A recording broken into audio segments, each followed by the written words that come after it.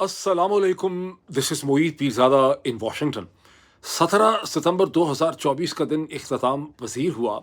जब कहीं बहुत बड़ा ज़लज़ला आता है तो उसके बाद उसके आफ्टर शॉक्स बड़ी देर तक कंटिन्यू करते हैं।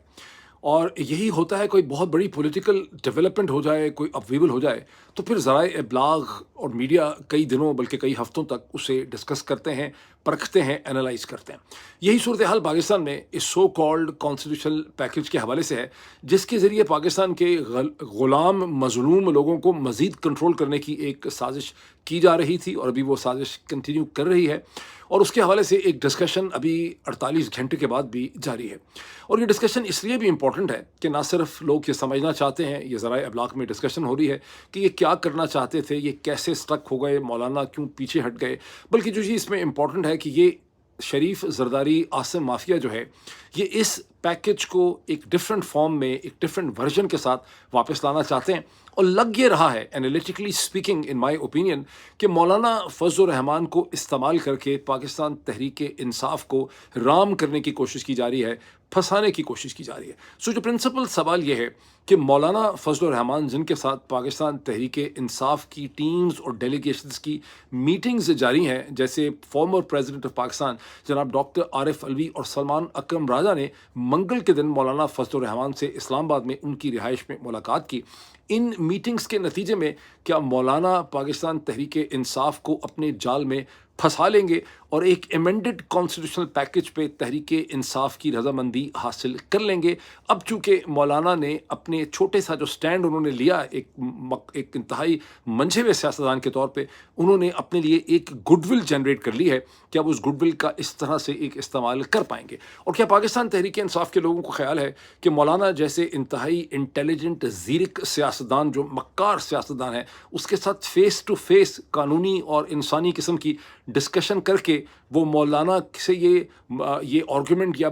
ये जो मकाला है ये जीत लेंगे, या उन्हें एक एनेबलिंग एटमॉस्फेयर पैदा करनी है जिसमें मौलाना उन्हें कंट्रोल ना कर सकें? मेरे वीलॉग इस हवाले से है। मैं कुछ तजावीज़, कुछ एनालिसिस, कुछ सजेशंस भी आप सबके सामने और पाकिस्तान तहरीक इंसाफ के सामने और पाकिस्तान के लोगों के सामने रखना चाहूँगा। लेकिन इससे पहले मैं आपसे रिक्वेस्ट करूँगा कि अगर अभी तक आपने इस चैनल को ज्वाइन नहीं किया, इसे सब्सक्राइब करें, बेल आइकन पर क्लिक करें, इसकी वीडियोज़ को शेयर करें, वीडियो को लाइक करें अगर पसंद आती है, डिबेट में और हिस्सा लें। और मैं आपसे ये भी रिक्वेस्ट करूंगा कि इन वीडियोस को आखिर तक देखने की कोशिश कीजिएगा। उसकी वजह यह है कि चौधरी निज़ामुद्दीन की जो टीम है वो इसके लिए एक फॉल्स फेक ट्रैफिक बॉट्स के जरिए जनरेट करती है, जो पहले 20, 25, 30 मिनट की कम से कम आधा घंटा जारी रहती है। मैं आपको एक अगले व्लॉग में दिखाऊंगा कि सिर्फ 25 मिनट में 17 हमले किए जाते हैं बॉट्स के। फॉल्स ट्रैफिक जनरेट करते हैं, वो कुछ कुछ मिनट के बाद ड्रॉप आउट हो जाती है और फिर यूट्यूब के एल्गोरिदम को डिस्टर्ब करते हैं, क्योंकि यूट्यूब का एल्गोरिदम ये समझता है कि इस कंटेंट को ये व्यूअर्स जो हैं पसंद नहीं कर रहे, वो थोड़ी देर देखते हैं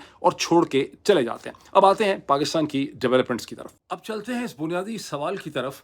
कि मौलाना फजल रहमान जो एक इंतहाई ज़ीरक, चालाक, मक्कार, मुनाफिक किस्म के सियासतदान है, जिन्होंने PhD कर रखी है चालाकी मक्कारी में, उनके और पाकिस्तान तहरीक इंसाफ के वो लीडर्स जो मासूम और ना तजर्बाकार हैं, उनके दरमियान इस किस्म के जो इस वक्त हम जो पॉलिटिकल डायनामिक्स और ऑप्टिक्स देख रहे हैं, इसके नतीजे में क्या मौलाना कामयाब हो जाएंगे और पाकिस्तान तहरीक इंसाफ को भुला फिसला के शरीफ जरदारी आसिम रजीम और माफिया की रिक्वायरमेंट्स पूरी कर लेंगे, या पाकिस्तान तहरीक इंसाफ में इतनी समझदारी और अकल और दानिशमंदी होगी कि वो पाकिस्तान के लोगों के बुनियादी हकूक़ और अपने हकूक़ का दिफा जो है वो कर पाएंगे? हमें कुछ डेवलपमेंट्स को देखना चाहिए। पाकिस्तान का अंग्रेज़ी का जो बड़ा अखबार है एक्सप्रेस ट्रिब्यून और कुछ और भी अखबारात के अंदर ये खबर लगी है कि कैसे राना सनाउल्लाह साहब ने, जो आजकल शहबाज शरीफ साहब के पॉलिटिकल अफेयर्स के एडवाइज़र हैं और इससे पहले पंजाब के वज़ीर कानून, वज़ीर दाखिला रह चुके हैं, उन्होंने एक स्टेटमेंट इशू की है कि उनकी पार्टी और हुकूमत पाकिस्तान तहरीक इंसाफ के साथ इनफॉर्मल डिस्कशंस में जारी है कॉन्स्टिट्यूशनल पैकेज के हवाले से, यानी उनसे बातचीत हो रही है। और पाकिस्तान तहरीक इंसाफ को असूली तौर पे बहुत ज़्यादा चीज़ों पे कोई ज़्यादा एतराज़ नहीं है, ताहम हुकूमत चाह रही है कि एक ब्रॉड बेस्ड कंसेंसस पैदा हो। राना सनाउल्लाह साहब ने अपनी स्टेटमेंट में इस उम्मीद का इजहार किया है कि ऐसा कंसेंसस अगले चंद दिनों में पैदा हो जाएगा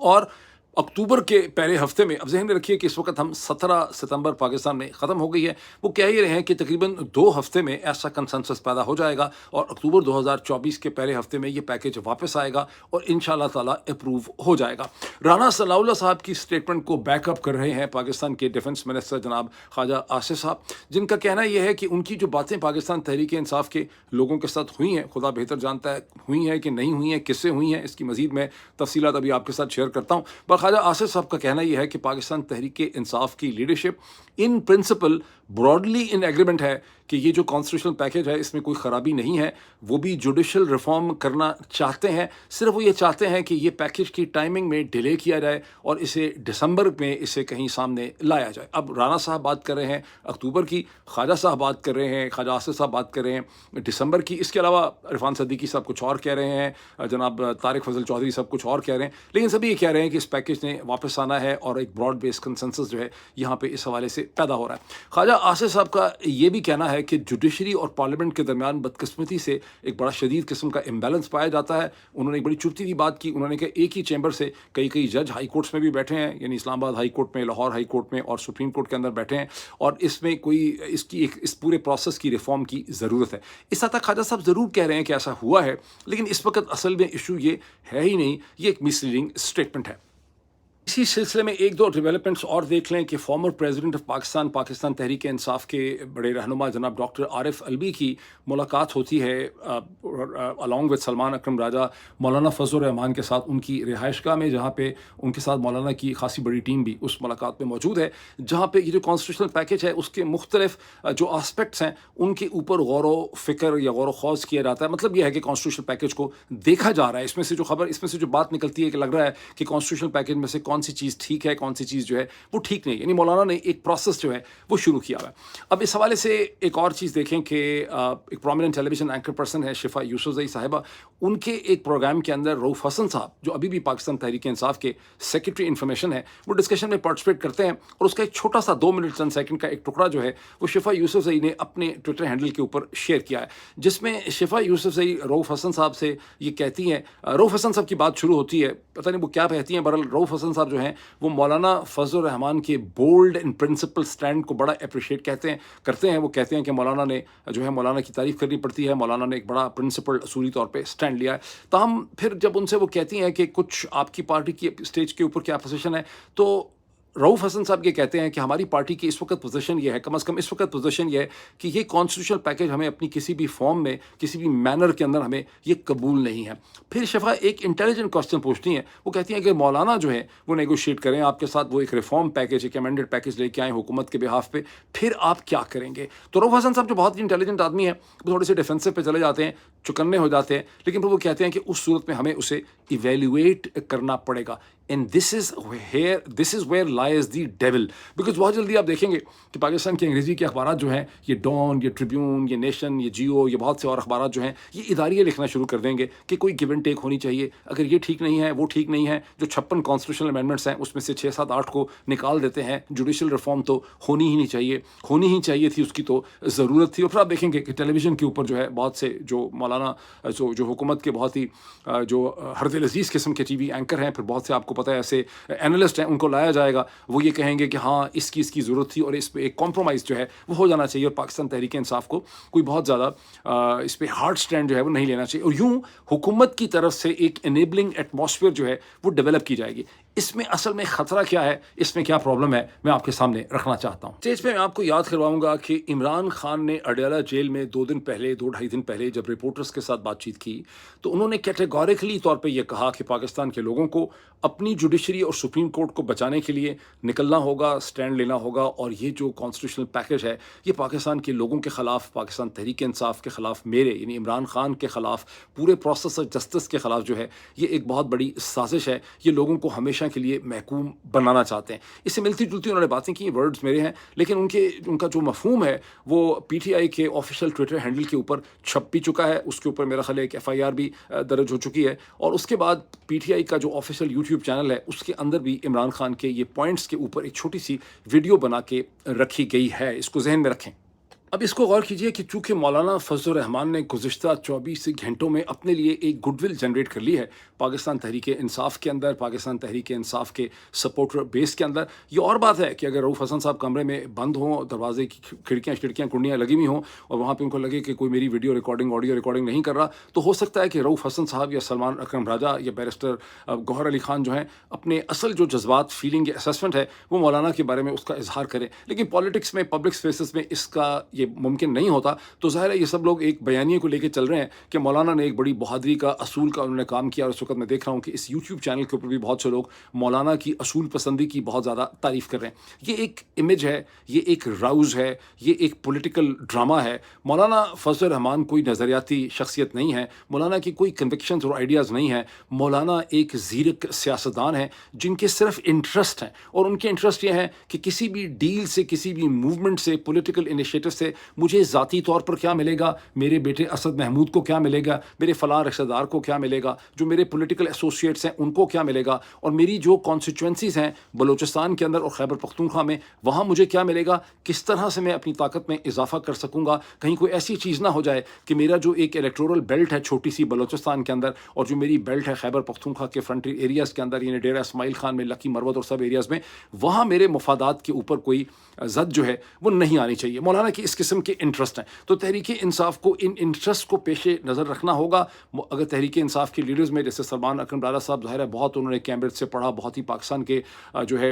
इंटेलिजेंट तरीन वकला में उनका शुमार होता है, चोटी के वो वकील हैं, कैम्ब्रिज, ट्राइपॉस सब कुछ है। लेकिन जहन में रखना चाहिए कि मौलाना ने दूसरी तरफ Harvard, Yale, Stanford, Princeton, Columbia, इन सब से PhD की भी है, चालाकी और मक्कारी की। तो सलमान अकरम राजा साहब और बहुत से और जो अदरवाइज ज़हीन और पढ़े लिखे लोग हैं, मौलाना बड़ी आसानी से उनको हैंडल कर सकते हैं, उन्हें फंसा सकते हैं, उन्हें एक स्लिपरी पाथ के ऊपर मौलाना जो है वो ले जा सकते हैं। सो मौलाना के साथ अगर PTI ने डील करना है तो वो सिर्फ face to face negotiation and article 199 and article 8 के ऊपर नहीं हो सकता। तहरीक इंसाफ को और उनके सपोर्टर्स को मौलाना को काबू करने के लिए एक इनेबलिंग एटमॉस्फेयर जनरेट करनी होगी जिसमें मौलाना फंसें और मौलाना के ऊपर प्रेशर हो। और वो इनेबलिंग एटमॉस्फेयर कैसे क्रिएट होगी मैं भी आपको एक्सप्लेन करूँ। जैसे कि मैंने कहा कि मौलाना की जो कमज़ोरी है, मौलाना की जो एक्लीज़ हील है, वो ट्राइबल बेल्ट है खैबर पख्तूनख्वा के अंदर या बलूचिस्तान के वो हिस्से हैं जहाँ से मौलाना अपनी पॉलिटिकल ताकत मासूम लोगों के वोट से डिराइव करते हैं या उनके असर रसूख से डिराइव करते हैं। मैंने सुना है कि 19 सितंबर को लाहौर के अंदर वकला का कन्वेंशन हो रहा है इस कॉन्स्टिट्यूशनल पैकेज को एक्सप्लेन करने के लिए, और मुझे उम्मीद है कि इस किस्म के जो वकला के इजलास और कन्वेंशन हैं वो रावलपिंडी, इस्लामाबाद में भी होंगे, वो कराची के अंदर भी होंगे, वो कोयटा के अंदर भी होंगे, वो डिफरेंट पाकिस्तान के शहरों के अंदर होंगे और बार बार होंगे। और इस हवाले से बहुत ज़्यादा बहस होगी ताकि आम वकील को समझाया जा सके कि ये जो कॉन्स्टिट्यूशनल पैकेज है ये क्यों पाकिस्तान के लोगों के लिए, वकला के लिए, लीगल प्रोसेस के लिए बहुत ज़्यादा ख़तरनाक। लेकिन मैंने कहा कि मौलाना की एक्लीज़ हील्स, मौलाना की ट्राइबल बेल्ट है, वो डेरा इस्माइल खान है, वो लकी मरवत है, वो बलूचिस्तान के एरियाज़ हैं। ज़रूरत इस चीज़ की है कि वकला के कन्वेंशंस इन इलाकों के अंदर भी हों जहाँ वकला पढ़े लिखे लोगों को और आम लोगों को, नौजवानों को बता सकें कि ये जो सो कॉल्ड कॉन्स्टिट्यूशनल आइनी पैकेज है इसमें क्या ख़तरात हैं, इसमें किस किस्म की साजिश है। वहाँ जरगे भी बुलाए जा सकते हैं उन इलाकों के अंदर, ख़ास करके जहाँ मौलाना का एक सपोर्ट बेस एग्जिस्ट करता है, ताकि वो लोगों को पता चल सके कि मौलाना ने जो असूल के ऊपर स्टैंड लिया है उसको बाकी लोग जो हैं, जो मौलाना की पार्टी में नहीं भी हैं, वो क्यों उसकी इतनी तारीफ़ कर रहे हैं। वो तमाम वीलॉगर, वो PTI के लोग और जो सब लोग हैं वो वक्ती तौर पर क्यों अचानक मौलाना के गर्विदा हो चुके हैं। अब जो जार्गन और टर्म्स है ना, constitution, rule of law, judiciary, अदलिया, ये बड़े डेड वर्ड्स हैं, इनके अंदर कोई लाइफ नहीं है, इनके अंदर कोई स्पिरिट, रूह नहीं होती है। लोगों को आसान ज़ुबान में खोल के बताना पड़ेगा कि प्रैक्टिकली तौर पर ये जो सो कॉल्ड आइनी पैकेज है इसमें शरीफ, जरदारी, आसिम माविया और माफिया और फ़ौज के जर्नैल जो हैं वो क्या करना चाह रहे हैं। उन्हें बताना होगा कि जिस तरह आप खैबर पख्तूनख्वा में देख रहे हैं कि ये पुलिस के अफसर, ये DC, ये असिस्टेंट कमिश्नर्स, ये सारे जो हैं ये कोई भी असूल पे काम नहीं कर पा रहे, ये खुल्लम खुल्ला बदमाशी कर रहे हैं, ये बदमाशी का रास्ता नहीं रोक पा रहे हैं क्योंकि इनकी ट्रांसफ़र पोस्टिंग जर्नैलों के हाथ में है। इनको जहाँ चाहते हैं उठा के फेंक देते हैं, इनकी कोई खुददारी नहीं है, कोई सेल्फ रिस्पेक्ट नहीं है, ये आज़ाद नहीं है, ये असल में कोई सही काम कर नहीं सकते। उन्हें बताने की ज़रूरत है कि अब यही सूरत हाल जर्नैल साहिबान जो हैं वो पाकिस्तान के हाई कोर्ट के और सुप्रीम कोर्ट के जजेस के साथ भी ये करना चाह रहे हैं। हाई कोर्ट के जजेस को भी ये कमज़ोर करना चाह रहे हैं। उन्हें बताने की ज़रूरत है कि आपके इलाके में आप बड़े खुशनसीब हैं कि यहाँ आपकी माँओं, बहनों, बेटियों को नहीं उठाते। पंजाब में गुज़श्ता 2.25 बरस से या رات کو لوگوں کے گھروں کے دروازے توڑتے ہیں، وہاں کے خامند کو اس کے یا گھر کا جو مالک ہے یا باپ ہے اس کو اس کی بیٹیوں بچوں اور اس کی بیوی کے سامنے گھسیٹتے ہوئے دھکے مارتے ہوئے اس کو لے جاتے ہیں۔ اگر کسی کو لگے کہ میں ایگزیجریشن کر رہا ہوں تو کیا ایگزیکٹلی یہی نہیں ہے جو انہوں نے اڈیالہ جیل کے فارمر ڈپٹی سپرنٹینڈنٹ محمد اکرم کے ساتھ چند دن پہلے کیا، جب پولیس ہاؤسنگ سوسائٹی میں آدھی رات کے بعد اس کی بیوی، اس کی 2 بیٹیاں، اس کے بچوں کے سامنے اسے گھونسے مارتے ہوئے گھسیٹ کے اس کے گھر سے پولیس کی کالونی میں ایک پولیس کے سینئر افسر کو یہ اٹھا کے لے گئے۔ اور یہ کیا ایک ہی دفعہ ہوا ہے، یہ سینکڑوں دفعہ یہ واقعات پنجاب میں ہو چکے ہیں۔ تو خیبر پختونخوا کی مولانا کی بیلٹ کے لوگوں کو یہ بتانے کی ضرورت ہے کہ یہ کانسٹیٹیوشنل پیکج کے ذریعے وکلا جب اس قسم کی چیزیں ہوتی ہیں تو پھر وکلا ریلیف لینے کے لیے کچھ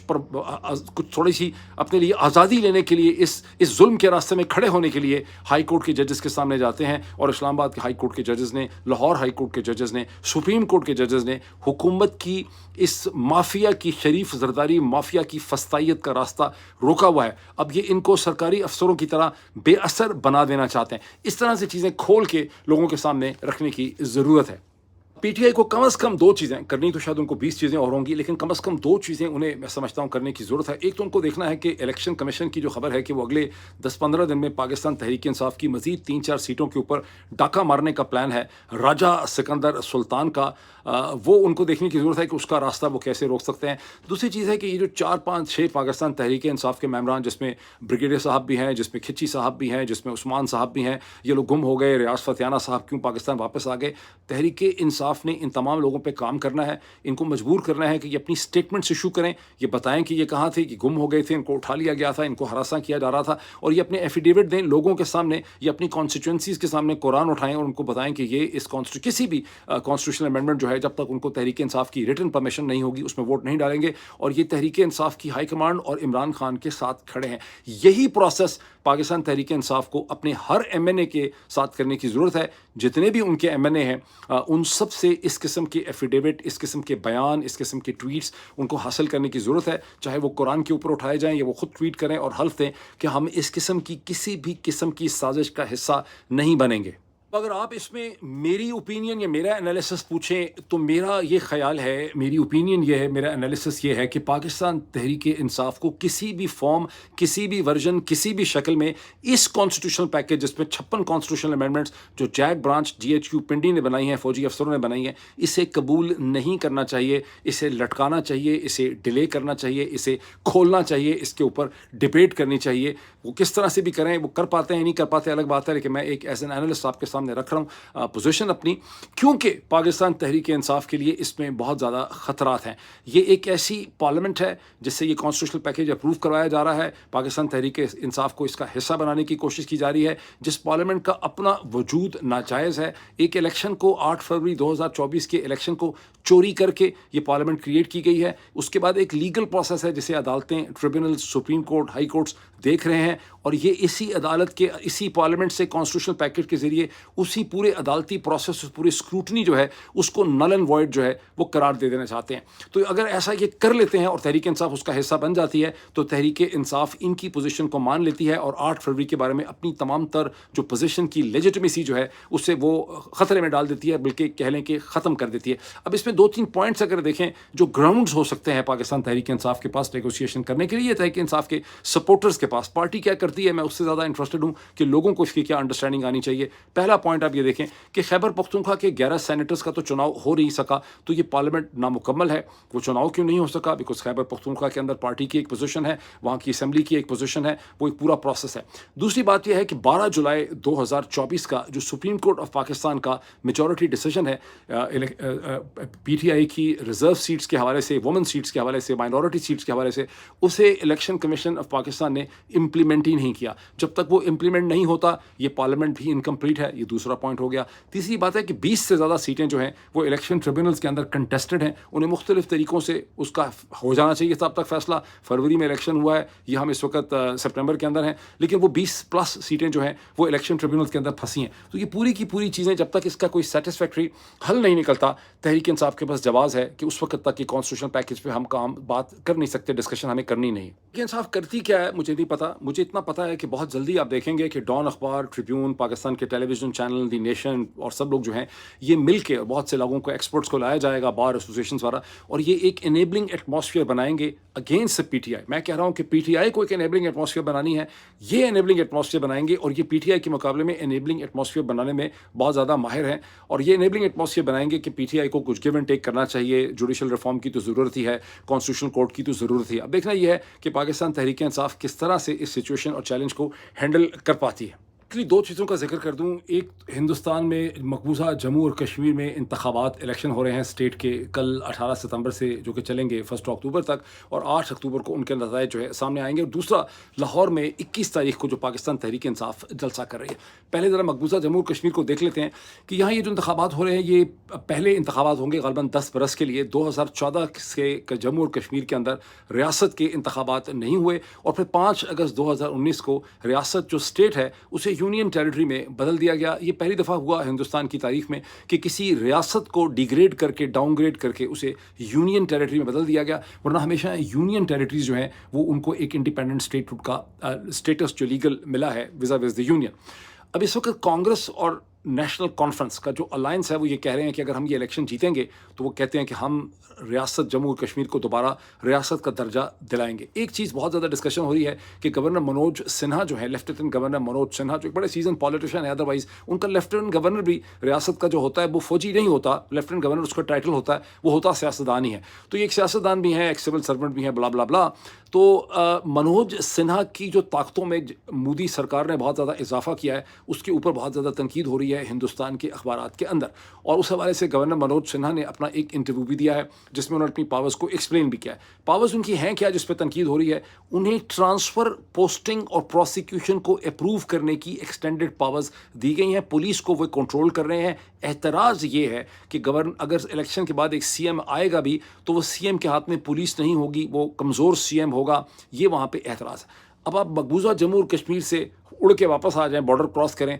और आज़ाद पाकिस्तान के अंदर आ जाएं। आप यहाँ देखें कि यहाँ तो police, deputy commissioner, assistant commissioner बगैर किसी कानून के ही सेक्टर कमांडर के, आईएसआई के कंट्रोल में है। जो आईएसआई का सेक्टर कमांडर कहता है वो आपका डीसी, एसी पुलिस वाला करता है। अभी चंद दिन पहले ही आईएसआई के अपेरेंटली सभी पुलिस वाले कह रहे हैं, बहुत पॉलिटिशियन भी कह रहे हैं, मैं नहीं कह रहा खाली, कि मास्क्ड मैन जो हैं वो घुस गए आपकी पार्लियामेंट के अंदर और वहाँ जाके पार्लियामेंटेरियंस को उन्होंने उठा लिया, पहले बिजली बंद की। कहते हैं कि उन्होंने नाइट विजन गॉगल्स या गूगल्स का इस्तेमाल किया, एनके लगाई नहीं थी तारीकी में देख सकने की। वहाँ शर्म करो, ये तुम्हें गॉगल्स इतनी महंगी जो है इस काम के लिए दी थी। बहरहाल आप फ़र्क ये देखें कि मकबूजा जम्मू और कश्मीर और पाकिस्तान के कानूनी ढांचे के अंदर प्रैक्टिकली तौर पे किसी भी किस्म का कोई फ़र्क जो है वो एग्जिस्ट नहीं करता। इस पर आप डिबेट करें, अपने क्वेश्चन रेज करें, इसको फिर भी हम डिस्कस करेंगे। अब आ जाएं लाहौर के जलसे में। जब इमरान खान की 2-2.5 दिन पहले मुलाकात हुई रिपोर्टर्स के साथ अडयाला जेल में, एक बार फिर उन्होंने ज़ोर दे के कहा कि कुछ भी हो, हम 21 सितंबर को लाहौर में जलसा करेंगे। अपेरेंटली ये जलसा जो है मीनार पाकिस्तान में होगा। इसका कोई एनओसी मिला है, कोई ख़बर नहीं है, इसकी कोई प्रिपरेशन है, कोई ख़बर नहीं है, ये कैसे हो पाएगा, कोई ख़बर नहीं है। 18, 19, 20, 21 3 दिन जो है इसके दरमियान में मैं समझता हूँ कि ज़ाहिर है कि उसका रास्ता रोका जाएगा। एक तो इसमें एक नया नारा इन्वेंट करने की ज़रूरत है कि बेशर्मो शर्म करो, लाहौर को आज़ाद करो, मकबूजा लाहौर को आज़ाद करो, शर्म करो, मकबूजा पाकिस्तान को आज़ाद करो। समथिंग लाइक दैट एक नारा इसमें होना भी चाहिए। इसी हवाले से ये जो कश्मीर की और पाकिस्तान का हमने कंपैरिजन किया, प्रैक्टिकली स्पीकिंग ज़ाहिर है कि पुलिस मीनार पाकिस्तान तक बहुत ज़्यादा लोगों को नहीं पहुंचने देगी, शायद किसी को भी ना पहुंचने दे, शायद सारे लीडर जो हैं वक्ती तौर पे गिरफ्तार हो जाएं। लेकिन देखना ये होगा, जो लाहौर के लोगों का टेस्ट है कि वो घरों से निकलते हैं, सड़कों को बंद करते हैं, सड़कों पे इतना प्रेशर होता है ट्रैफिक का जिसकी फुटेज बनती है, कितनी पुलिस आती है उन्हें कंट्रोल करने के लिए, कितने कंटेनर होते हैं, और अगर इफेक्टिव ड्रोन्स का इस्तेमाल करें तो फिर वो जो कंटेनर्स की सूरत हाल है, जो पुलिस की कितनी नफरी है उसकी सूरत हाल है, सड़कें बंद हुई हुई हैं ट्रैफिक से मीनार पाकिस्तान के आगे पीछे, उसकी जो ड्रोन्स हैं, जो ड्रोन फुटेज है, वही बड़ी करामत होगी। और मुझे बड़ा ख़तरा ये है कि अब हो सकता है कि 20 तारीख को लाहौर का डिप्टी कमिश्नर एक नया ऑर्डर इशू करे कि ड्रोन जो भी उड़ाएगा वो दर हकीकत दहशत गर्दी में उसका शुमार किया जाएगा। अभी इतना ही, फिर आपसे मुलाकात होती है। Thank you.